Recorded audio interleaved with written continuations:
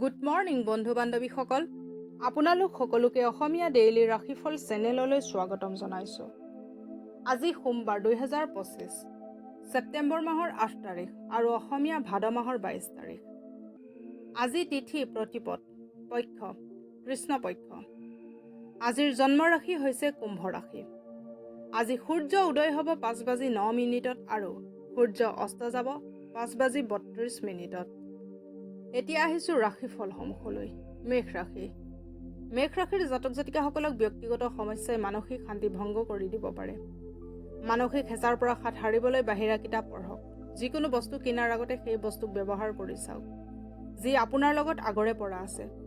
সামাজিক গতিবিধি আজি বহুত ৰোমাঞ্চকৰ হ'ব, কিন্তু আপুনি এই ৰহস্য যাতে বেলেগৰ আগত প্ৰকাশ নকৰে। আজি হঠাৎ কাৰোবাৰ লগত ৰোমান্টিক সাক্ষাৎকাৰ হ'ব পাৰে।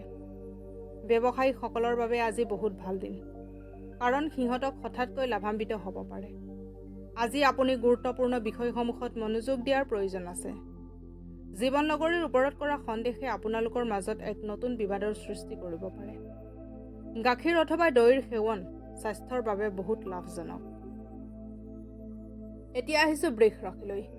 বৃষ ৰাশিৰ জাতক জাতিকাসকলৰ আজি বহুত ভাবুক হৈ পৰিব। সেইবাবে এনেকুৱা পৰিস্থিতিৰ পৰা আঁতৰি ফুৰক যাৰ ফলত আপুনি দুখ পাব পাৰে। আজি আপুনি ঘৰৰ বয়োজ্যেষ্ঠৰ পৰা আৰ্থিক উপদেশ ল'ব পাৰে আৰু সেই উপদেশ শিৰোধাৰ্য কৰি জীৱনত আগবাঢ়িব পাৰে। বিদেশত থকা কোনোবা সম্বন্ধীয়ৰ পৰা পোৱা উপহাৰে আপোনাক আনন্দিত কৰি তুলিব পাৰে। আজি আপোনাৰ ধুনীয়া কামবোৰক দেখুৱাবলৈ আপোনাৰ প্ৰেম ভালকৈয়ে ফুলিব। ভালকৈ পঢ়ি নাচাই যিকোনো ব্যৱসায়িক অথবা আইনী দলিলত চহী নকৰিব। অসুবিধাক দ্ৰুতভাৱে সন্মুখীন কৰাৰ আপোনাৰ ক্ষমতা আপোনাক আজি পৰিচয় প্ৰদান কৰিব। আপুনি নিজৰ জীৱনসংগীৰ সহায়ত জীৱনৰ কঠিনতম মুহূৰ্তসমূহো বহুত সহজভাৱে সন্মুখীন হ'ব পাৰে। কুষ্ঠ ৰোগীৰ আৰু মুকবধিৰ লোকৰ সেৱা কৰক আৰু সিহঁতক যিমান পাৰে সহায় কৰক। এনে কৰিলে আপোনাৰ স্বাস্থ্যৰ ওপৰত ভাল প্ৰভাৱ পৰিব। এতিয়া আহিছোঁ মিথুন ৰাশিলৈ। মিথুন ৰাশিৰ জাতক জাতিকাসকলে যেনেকৈ মছলা আৰু সঠিক পৰিমাণৰ জ্বলাই খোৱা বস্তুৰ সোৱাদ বঢ়াই তোলে, ঠিক তেনেকৈ অলপ দুখৰ এই জীৱনত প্ৰয়োজন আছে আৰু তেতিয়াহে আপুনি সুখৰ প্ৰকৃত মূল্য বুজি পাব। যদি আপুনি নিজৰ আয়ত বৃদ্ধিৰ বাবে নতুন উৎস বিচাৰি আছে, তেন্তে সুৰক্ষিত আৰ্থিক পৰিযোজনাসমূহত নিৱেশ অথবা বিনিয়োগ কৰক। আপোনাৰ ব্যক্তিত্ব আৰু ব্যৱহাৰৰ জৰিয়তে আপুনি কিছুমান নতুন বন্ধু পাব পাৰে। প্ৰেমৰ শক্তিয়ে আপোনাক প্ৰেম কৰাৰ এক কাৰণ দিব। আপুনি আজি ব্যৱসায়িক লেনদেনসমূহত সফলতাৰে সম্পূৰ্ণ কৰিব পাৰিব। লগতে মনোৰঞ্জনৰ লগত জড়িত যিকোনো পৰিযোজনাৰ লগত বহুত ব্যক্তিক সংযোগ কৰাব পাৰে। ঘৰত পোৱা পুৰণি বস্তু এটা চাই আপুনি সুখী হ'ব আৰু গোটেই দিন সেই বস্তুটো চাফা কৰাত অতিবাহিত কৰিব পাৰে।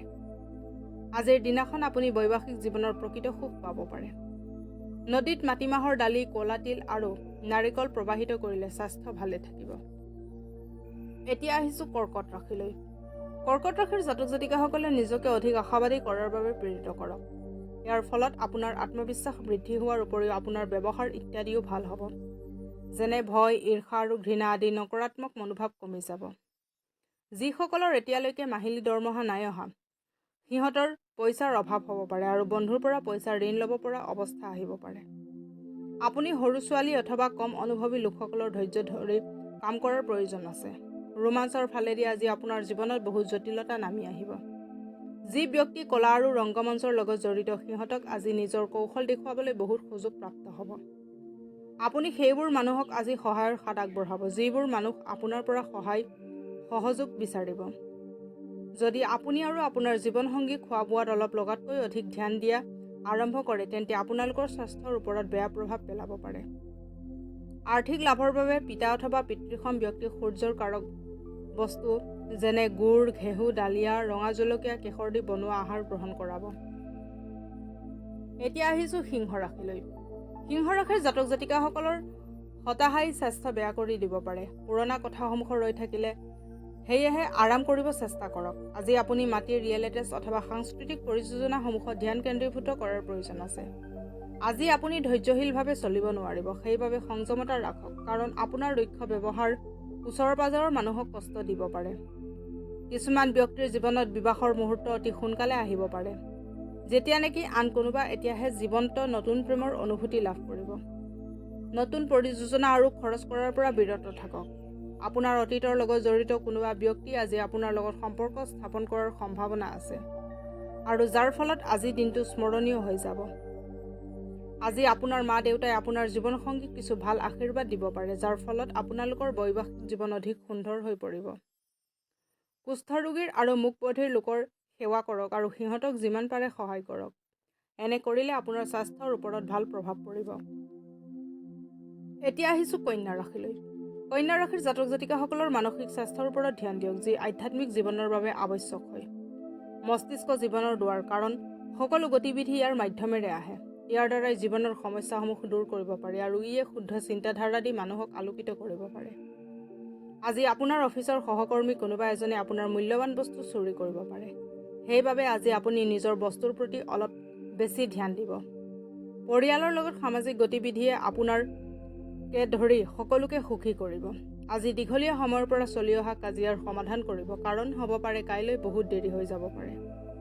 প্ৰফেশ্যনেল দিশত কৰা ভাল কামৰ বাবে আপোনাক অফিচত বহুত প্ৰশংসা কৰিব। জীৱনত হৈ থকা অশান্তিৰ মাজত আজি আপুনি নিজৰ বাবে পৰ্যাপ্ত সময় পাব আৰু আপুনি নিজৰ পচন্দৰ কামো কৰাত সফল হ'ব।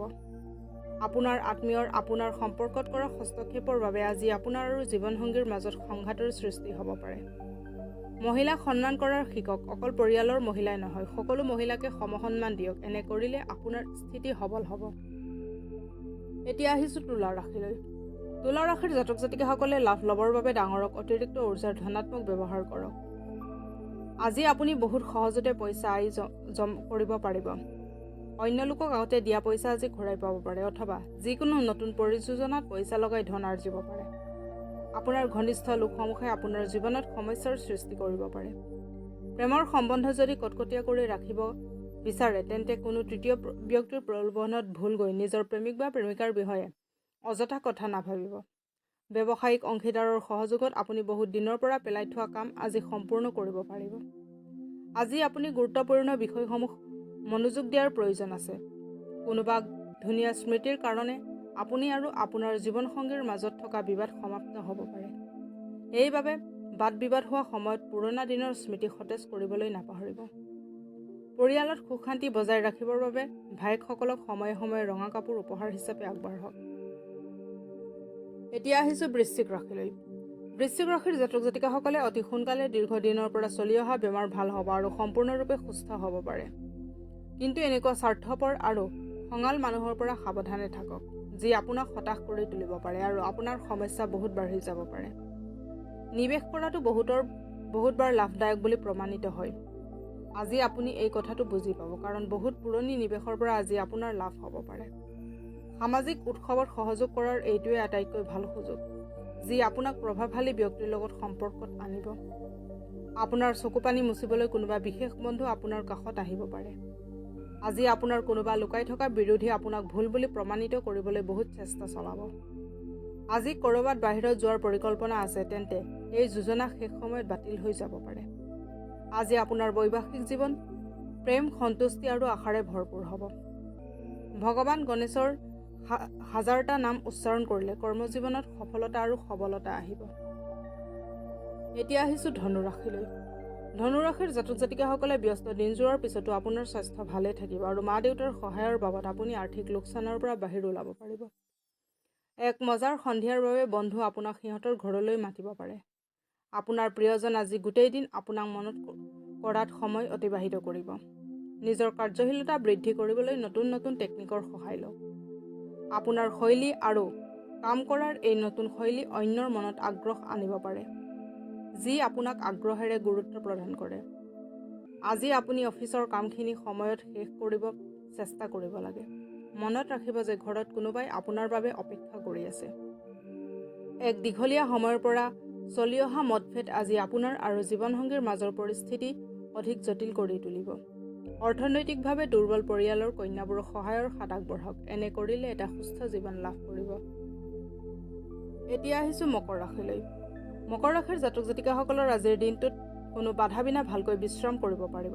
আপোনাৰ মাংসপেশীক আৰাম দিবৰ বাবে তেলেদি মালিচ কৰক। গোটেই দিনটো আপুনি যদি অৰ্থ সংকটত ভুগিছে, কিন্তু সন্ধিয়া সময়ত আপোনাৰ পইচা লাভৰ আশা আছে।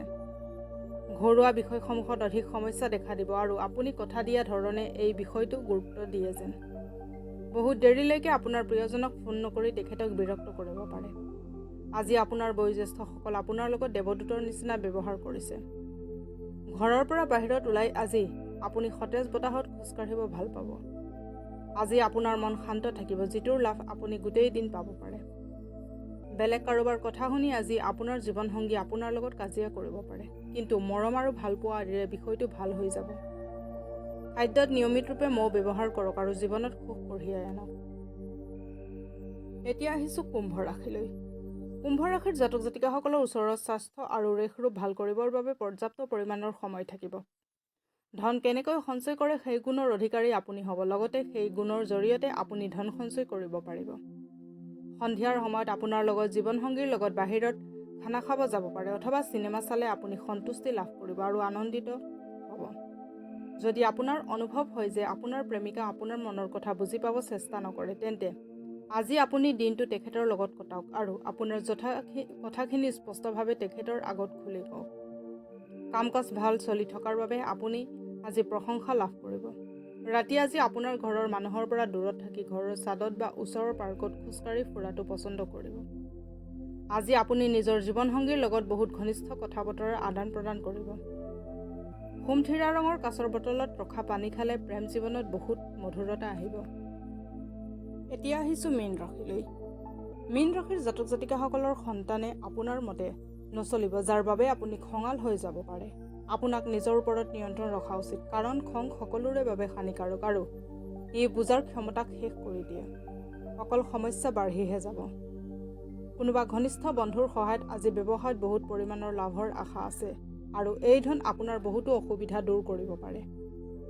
বন্ধু সন্ধিয়া সময়ৰ বাবে এটা ভাল পৰিযোজনা বনাই আপোনাৰ দিন আৰু সুখী কৰি তুলিব। অধিক যাত্ৰাই আপোনাৰ ৰোমান্টিক সম্বন্ধক অধিক বঢ়াই তুলিব। বহুত দিনৰ পৰা পৰি থকা ব্যৱসায়িক যোজনা আৰম্ভ হ'ব। আজি আপোনাৰ দ্বাৰা সেইবোৰ কাম কৰা হ'ব যিবোৰ আপুনি অকল অনবৰতে ভাবি থাকে, কিন্তু কেতিয়াও কৰাত সমৰ্থ নাই হোৱা। আজি আপুনি আৰু আপোনাৰ জীৱনসংগীয়ে ভাল সংবাদ লাভ কৰিব পাৰে। কলা বগা গাই গৰুক দানা খুৱালে আপোনাৰ সুস্বাস্থ্য অটুট থাকিব। আজিলৈ ৰাশিফলৰ ভিডিঅ'সমূহ ইমানেই। যদি ভিডিঅ'বিলাক ভাল লাগে লাইক কৰিব, কমেণ্ট কৰিব, শ্বেয়াৰ কৰিব আৰু ডেইলি ৰাশিফলৰ ভিডিঅ'সমূহ পাই থাকিবলৈ চেনেলটো ছাবস্ক্ৰাইব কৰি ৰাখিব। ধন্যবাদ।